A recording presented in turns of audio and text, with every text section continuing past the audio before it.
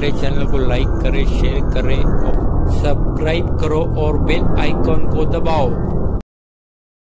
राहिलं असेल तर त्यासाठी देखील तुम्ही आग्रह धरा आमच्याकडे। जनतेचे प्रश्न सोडवण्याच्या करता, सर्वसामान्य माणसाचे प्रश्न सोडवण्याच्या करता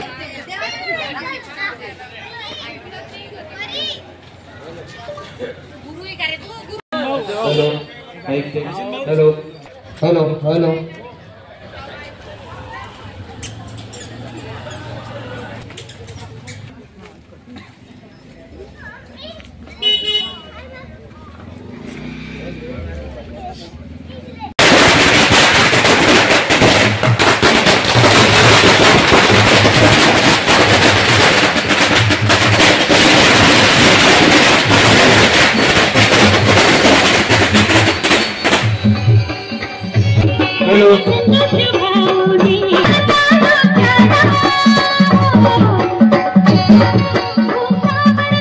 या ठिकाणी आपला भुसावळचे शिल्पकार माननीय संतोषभाई चौधरी यांचं आगमन झालंय। आपण सर्वांनी जोरदार टाळ्यांच्या गजरात त्यांचं स्वागत करायचं।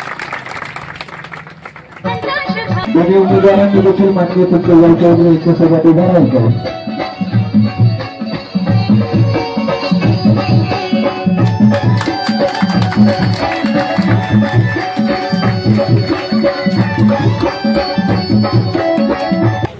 सर्व मान्यवरांची धामधूमही सुरू झालेली आहे आणि त्यासाठी महत्वाची भूमिका असते ती प्रचार कार्यालयाची, प्रचाराची यंत्रणा उभी या नगराध्यक्ष पदाच्या उमेदवाराला विजयी करण्यासाठी केलेला आहे। आणि त्यासाठी अगदी गल्लीपासून सचिनांना तर महाराष्ट्रातल्या प्रदेशाध्यक्षांपर्यंत आणि कोणत्याही परिस्थितीमध्ये जो उमेदवार दिलेला आहे हा करतो। भाऊ एखाद्या श्रीमंत उमेदवारालाही उमेदवारी देऊ शकले असते। मला एकदम आधाराच्या लीडने निवडून दिलं होतं।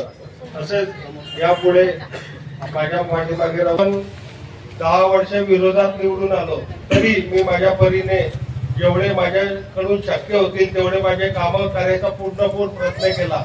आज पूर्ण वार्डामध्ये कोणी असं बोलू शकत नाही की 24 तासामध्ये सचिन याने तुमचा फोन उचलला आणि हजर झाला नाही।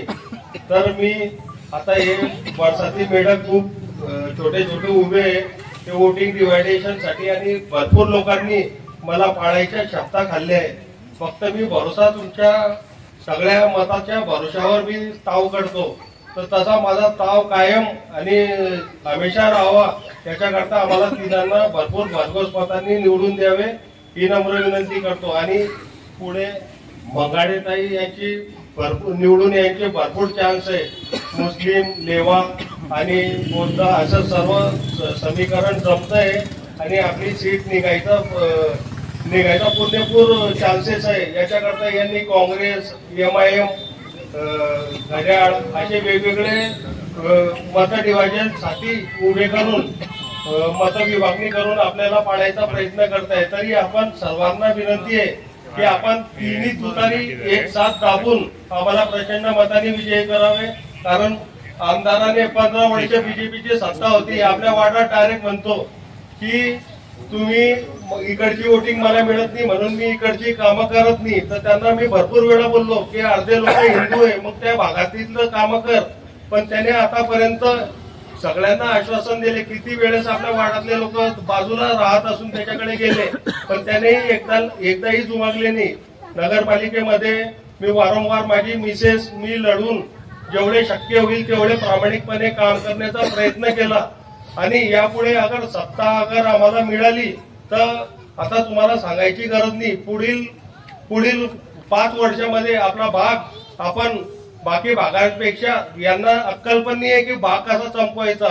आता त्यांनी अमृत जल योजनेचे सगळे पाईप खोदून रोड खराब केले आपल्याकडच्या आधी आणि त्याच्यानंतर आता कनेक्शन देणार आहे। तिकडे रोड बनले पण नळ कनेक्शन साठी सगळे रोड खोदले जाणार आहे। आधी त्यांनी बंधारा बांधायला पाहिजे होत्या, मग टाक्या निर्माण करायला पाहिजे होत्या, त्याच्यानंतर पाईपलाईन आथरायला पाहिजे होती। आता त्यांनी ते उलट्या फिटिंगचे लोक आहे, त्यांनी आधी म्हणजे टाक्या पाईप आथरले त्याच्यानंतर टाक्या बांधताय आणि बंधाऱ्याचा पत्ता नाहीये। आणि मला असं वाटतं की ते अजून सत्तेमध्ये राहिलं तर एका वर्षामध्ये कुठून ते आपल्याला रोज 24 तास पाणी देणार आहे. त्यांचे रोज 24 तास पाणी द्यायसाठी संतोष भाऊ सारखं नेतृत्व आणि नियोजन लागतं की नगरपालिकेमध्ये पाय ठेवला तर त्यांचे अधिकारी विचार करतो. तर आपण त्यांच्या नेतृत्वावर विश्वास उतारी दाखवून विजयी करा ही विनंती करतो आपल्या समोर. मेरा नाम अमीरा पिंजारी, अमीरा शाकिर पिंजारी.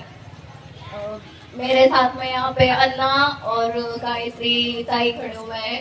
आप लोगों से सबसे पहले तो आशीर्वाद चाहूंगी और फिर आप लोगों के वोट से, आपके दुआओं से हम लोगों को मौका दीजिए अपनी सेवा का और हम लोग अच्छी टीम साबित होंगे इंशाल्लाह. आदरणीय एकनाथरावजी खडसे साहेब, आदरणीय संतोष भाऊ चौधरी साहेब यांचे मनापासून मी आभार मानते.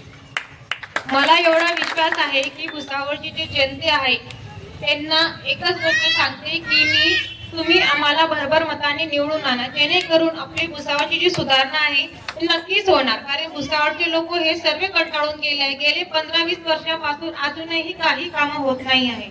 मला एवढा विश्वास आहे की भुसावळची जनता हे मनापासून आम्हाला निवडून आणणार आहे. मनापासून त्यांचे आभार मानते. जय हिंद, जय महाराष्ट्र. कार्यक्रमाच्या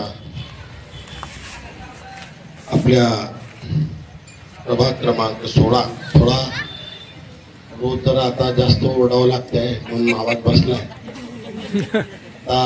जाहीर सभा सुद्धा होती. काल टीव्ही न्यूज वाले सुद्धा आले होते, परंतु तिच्यात आवाज नव्हता. समजत होतो लोकांना काय बोलतोय. आज मी एवढीच विनंती या ठिकाणी 16 नंबर वार्डाच्यासाठी या ठिकाणी करायला आलोय.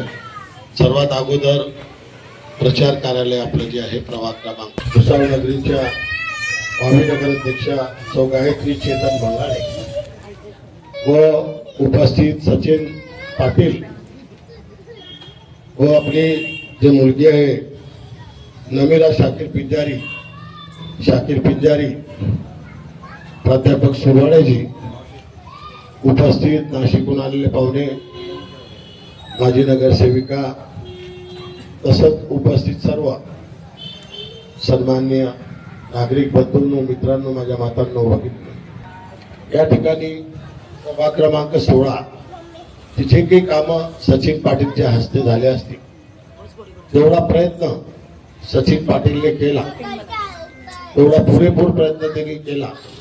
विरोधात राहून सुद्धा काम त्यांनी केलं. परंतु काही लोकांना लालूच दिल्या गेल्या की तू इकडे येशील तर आम्ही काम करू, नाही तर नाही करणार.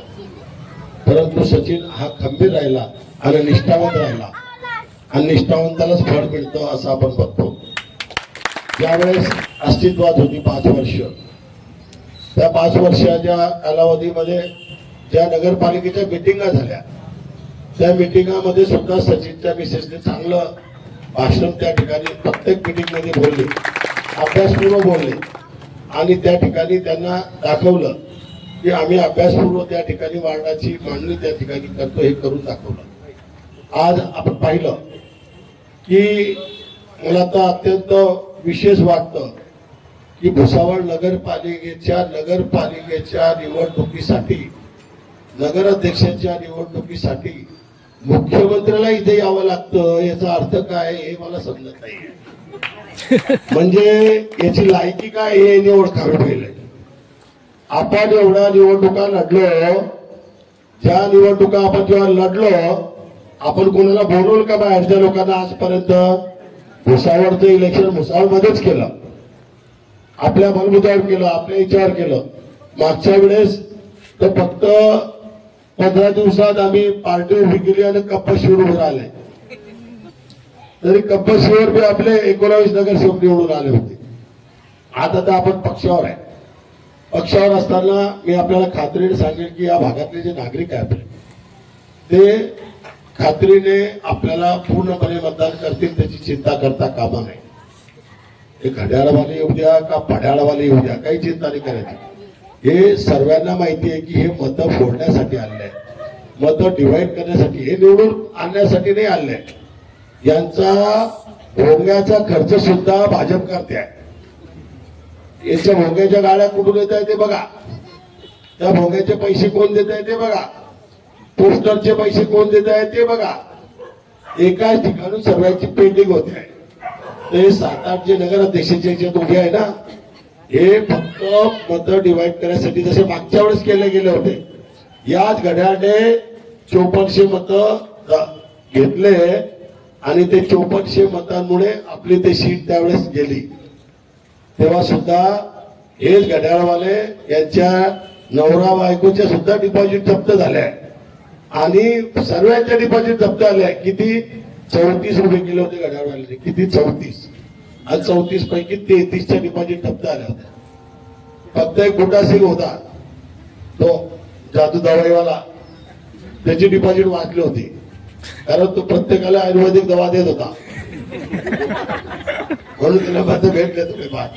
पण मला विश्वास आहे की या ठिकाणी भुसावळची जनता 9 वर्षात त्रासलेली आहे. काल आपण पाहिलं तर खरं जर सांगू तर कालची जी सभा आहे ते सुद्धा फेल गेली आहे.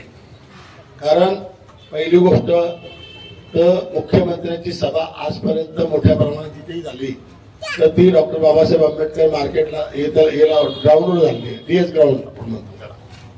पण सभा छोटी घ्यायची होती म्हणून छोट्या जागेत घेतली आणि छोट्या जागेत घेत सुद्धा असताना कव्हर जे आहे ते त्या पद्धतीने केलं गेलं आणि मंडळी भुसावळची नाही, जिल्ह्यातले सर्व आले होते.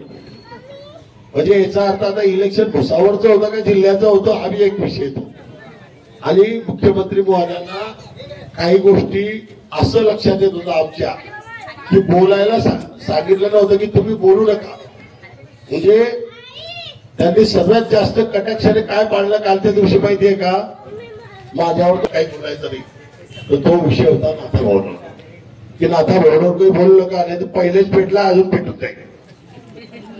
याचा अर्थ तुम्ही समजू शकता ना, सांगायची काही गरज नाही. म्हणून त्यांना सांगितलं की तुम्ही नाथा भावावर बोलू नका, असा प्रयत्न झाला. दुसरे प्रयत्न त्या ठिकाणी मुख्यमंत्री महोदयांनी सांगितलं की आता आपल्याला भारतीय जनता पार्टीच्या विचाराचं सरकार हे पाणी, हे रस्ते, हे गटर, हे सर्व करण्यासाठी, आता चांगल्या पद्धतीने शहर डेव्हलप करण्यासाठी भाजपच्या मताचं सरकार आणलं पाहिजे असं ते बोलले. अहो देवेंद्रजी फडणवीस साहेब 9 वर्ष भाजपचं सरकार आहे. आता 9 वर्षात तुम्ही जे काही पाणी देऊ शकले नाही, काही रस्ते देऊ शकले नाही, रोजगार देऊ शकले नाही, कोणत्या गोष्टी झाल्या नाही, तुम्ही परत त्या ज्या याला आपण तिथे बसवलं आहे त्याला मंत्री केलाय. आता मला एक आठवण आली की वस्त्रोद्योग मंत्री असताना त्याला या ठिकाणी त्याच्या खात्याचं सुद्धा इथे काही देता आलं नाही. ते काय म्हणतात टेक्सटाईल पार्क. आता मला तर हे दिसत आहे की तो टेक्सटाईल पार्क जे आहे त्याला टेक्सटाईल मंत्री नको, टेक्सटाईल मंत्री हा. अलग लक्षात, टेक्सटाईल मध्ये टेक्सटाईल मध्ये लय फरक आहे. तर या टेक्सटाईलला आता त्याची जागा दाखवायची आहे. मी आपल्याला खात्रीने सांगतो, हे यांनी कितीही सांगितलं तर मी विश्वासाने सांगतो की हे रिझर्वेशन जाणून बुजून आलेलं आहे.